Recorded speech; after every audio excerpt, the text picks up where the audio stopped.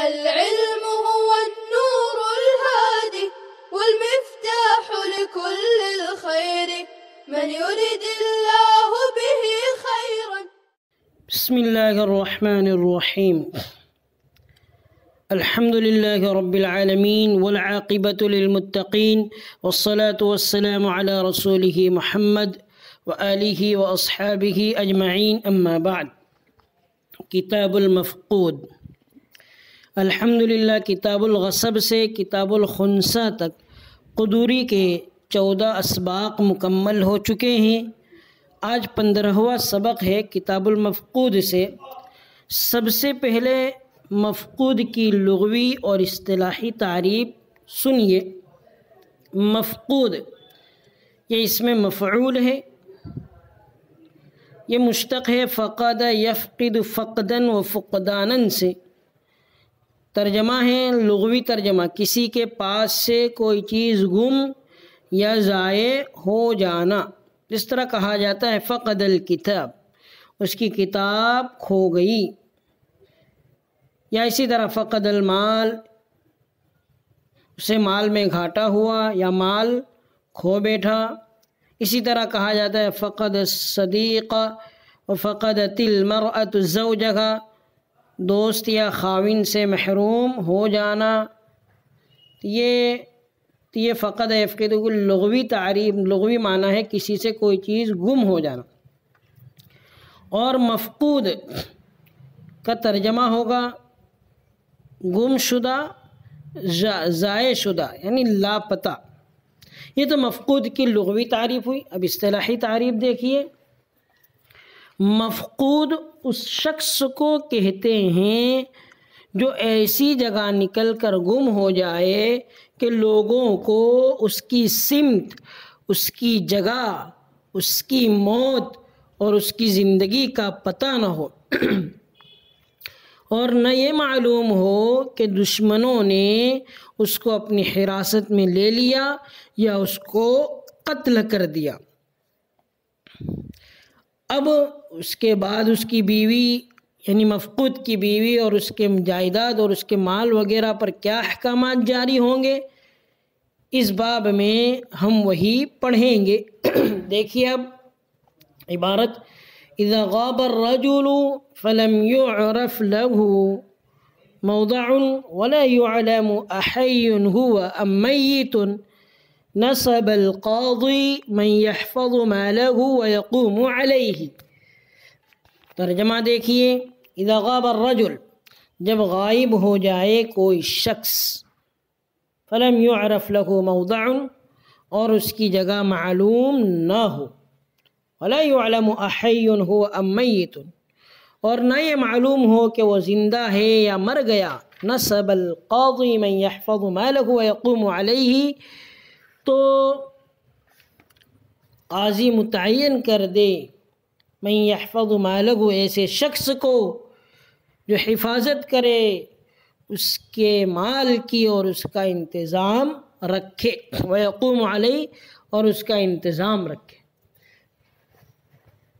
کوئی آدمی اس طرح غائب ہو گیا کہ اس کا ٹھکانہ معلوم نہیں ہے اور نہ یہ معلوم ہے کہ وہ زندہ ہے یا مر گیا.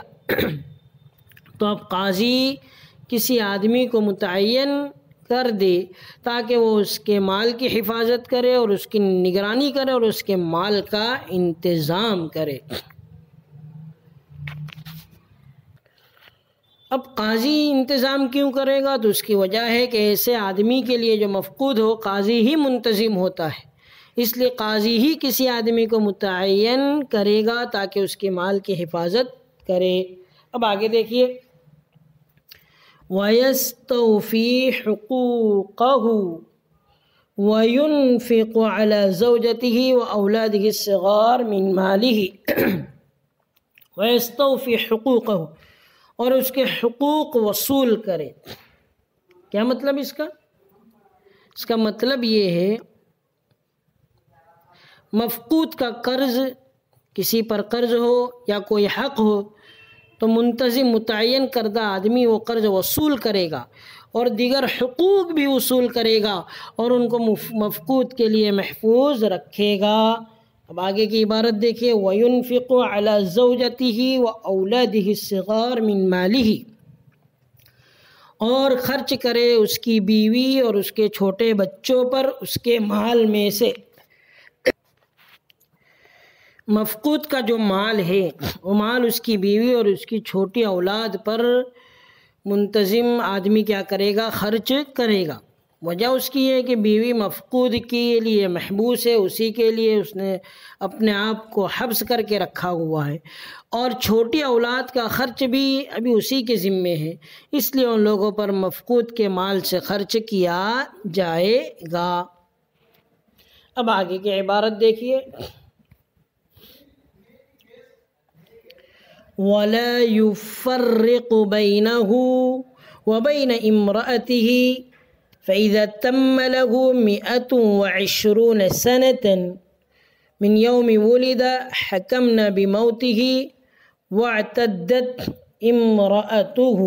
ترجمہ دیکھیے، وَلَا يُفَرِّقُ، اور تفریق نہ کرائے اس کے اور اس کی بیوی کے درمیان، اور تفریق نہ کرائے مفقود اور اس کی بیوی کے درمیان۔ فَإِذَا تَمَّ لَهُ 120 سَنَةً، پھر جب پورے ہو جائیں 120 سال اس کی پیدائش کے دن سے، اس کی پیدائش کے دن سے، حکمنا بموتہ، تو ہم حکم لگا دیں گے اس کی موت کا، واعتدت امرأتہ، اور اس کی عورت عدت گزاریں گی۔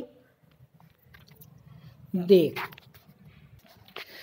مفقود اور اس کی بیوی کے درمیان تفریق کب کی جائیں گی، یہ ایک اختلافی مسئلہ ہے، اس کی ہم مکمل وضاحت القول المختار میں دیکھتے ہیں۔ چلیے دیکھیے،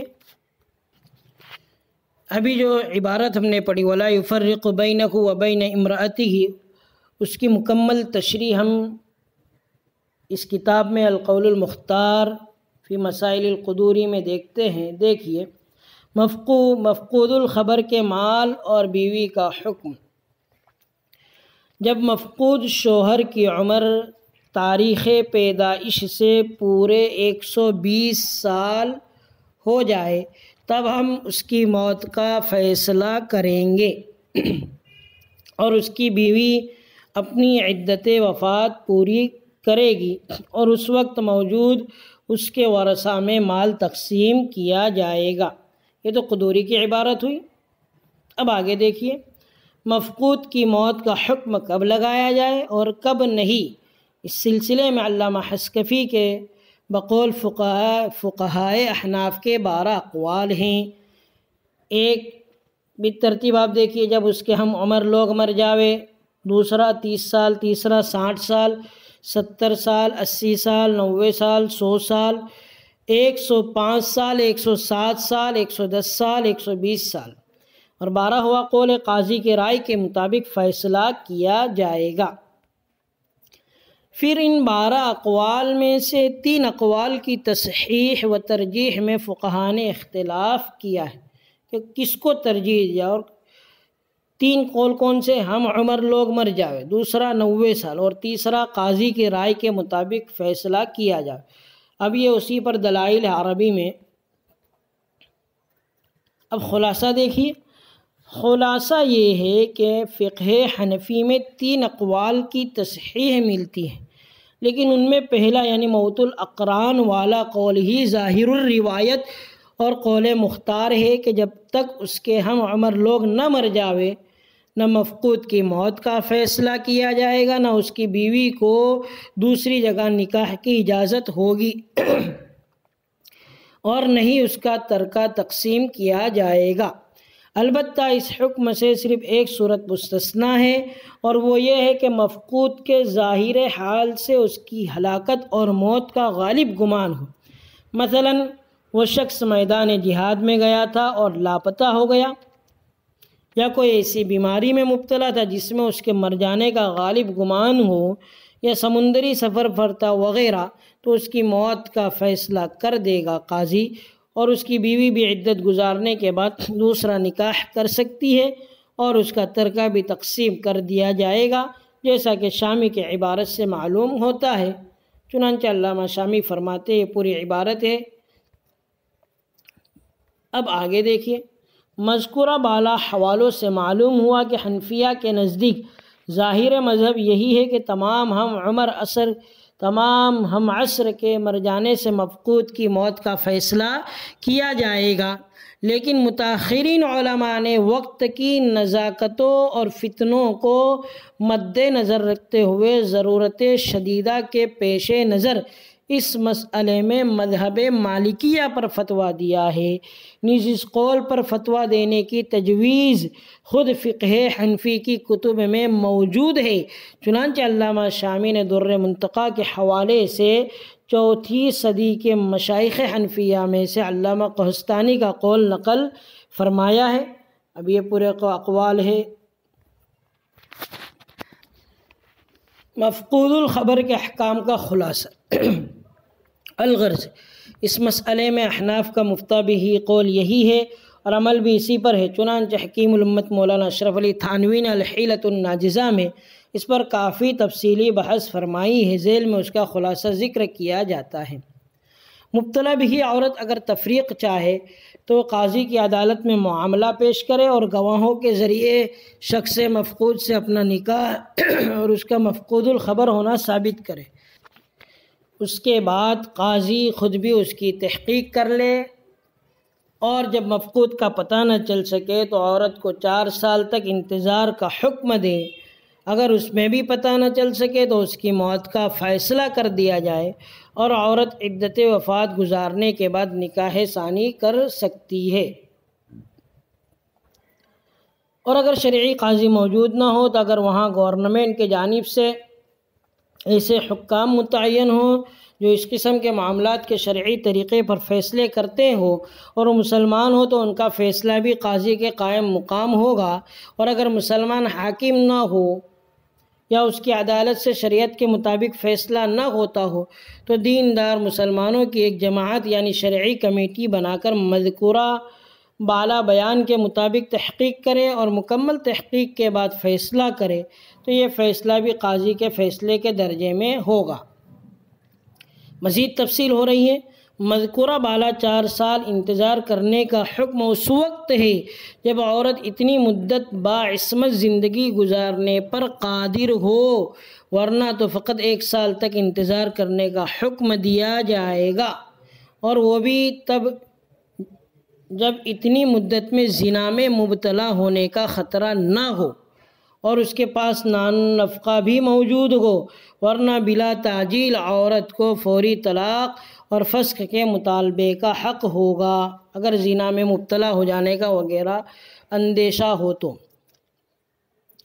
اب یہاں سے دوسرا مسئلہ ہے، اگر مفقود شخص کی موت کا فیصلہ کر دینے کے بعد وہ لوٹ آیا تو اگر خلوت صحیحہ سے پہلے لوٹ آئے تو متفقہ طور پر عورت پہلے شوہر کے نکاح میں ہی رہے گی، دوسرے شوہر کے پاس نہیں رہ سکتی۔ اگر خلوت صحیحہ سے پہلے لوٹ آئے تو تمام کا اتفاق ہے کہ پہلے ہی شوہر کے پاس رہے گی، اور اگر خلوت صحیحہ کے بعد لوٹے تو مالکیہ کا مشہور مذہب یہی ہے کہ وہ دوسرے شوہر کے پاس رہے گی، پہلے شوہر سے اس کا کوئی تعلق نہیں رہے گا۔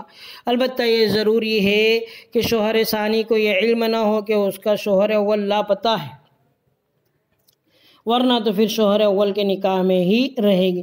لیکن احناف کے نزدیک اس دوسری صورت میں بھی وہ شوہر اول ہی کی بیوی رہے گی، خلوت صحیحہ ہو تو بھی اور خلوت صحیحہ نہ ہو تو بھی، اور اسی طرح شوہر اول کا پتہ ہو تو بھی اور نہ ہو تو بھی شوہر اول ہی کی بیوی رہے گی۔ تو یہ مکمل تفصیل ہے مفقود کے سلسلے میں کہ مفقود الخبر کے احکام کیا کیا جاری ہوں گے، کب تفریق کرائی جائیں گی، کب تفریق کرائی نہیں جائے گی، اور زمانے کی تبدیلی کی وجہ سے کیا حکم ہے، مکمل تفصیل ہو چکی ہے۔ اب آگے کی عبارت دیکھیے، وَقُسِّمَ مَالُهُ بَيْنَ وَرَثَتِهِ الْمَوْجُودِينَ فِي ذَلِكَ الْوَقْتِ۔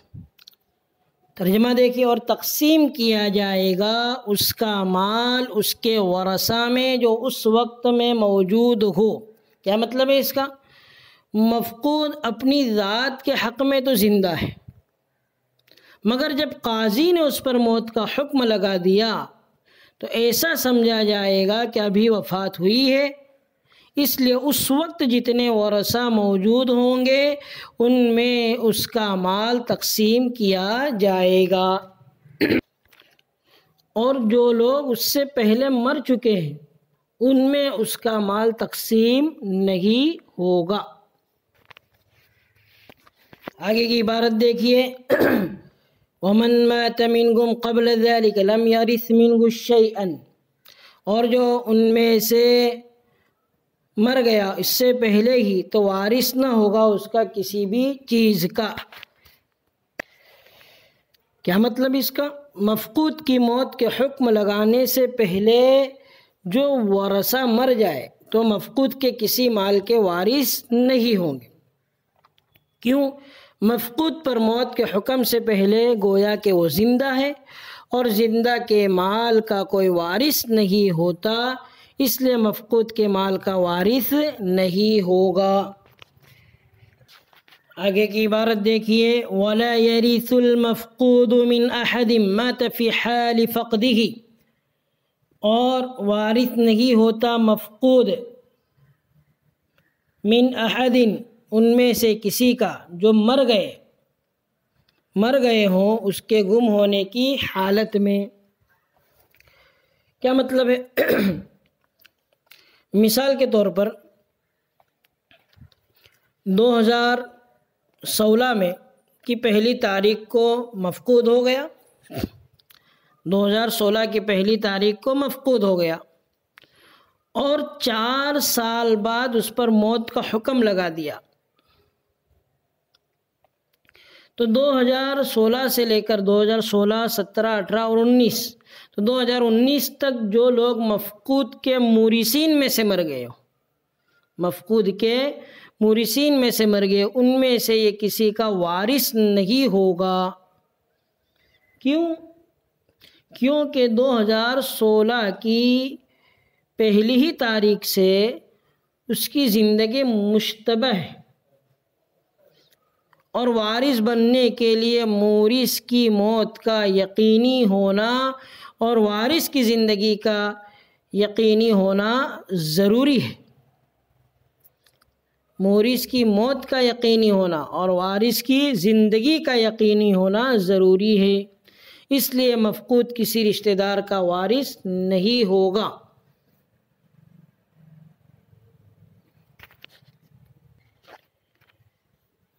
اور یعنی مطلب یہ ہوا اس کی موت مشتبہ تھی، اس وجہ سے اس کے مال کے وارث ہوں گے، مفقود پر موت کے فیصلے کے بعد اس کے مال کے تو لوگ وارث ہوں گے، لیکن وہ خود لوگوں کی وراثت سے محروم ہوگا بھاگنے ہی کے دن سے۔ تو یہ کتاب المفقود مکمل ہو چکی ہے۔ مفقود کی لغوی تعریف، اصطلاحی تعریف اور مکمل اس کی تشریح ہوئی، کب تفریق کی جائیں گی بیوی کے اور اس کے مال کے احکامات کیا ہے، ساری تفصیل ہو چکی ہے۔ آپ پورے بیان کو اچھی طرح یاد کیجئے اور حاشیے کی مدد سے بھی یاد کرنے کی، حاشیہ بھی سمجھنے کی کوشش کریں۔ اخیر میں اللہ تبارک و تعالیٰ سے دعا ہے کہ اللہ تبارک و تعالیٰ ہمیں علم، عمل، فہم، سمجھ اور اخلاص میں خوب برکت عطا فرمائے۔ وصلی اللہ علی النبی الکریم۔ السلام عليكم، لا تنسوا الاعجاب بالفيديو والاشتراك في القناة تشجيعا لنا لنستمر بنشر المزيد إن شاء الله.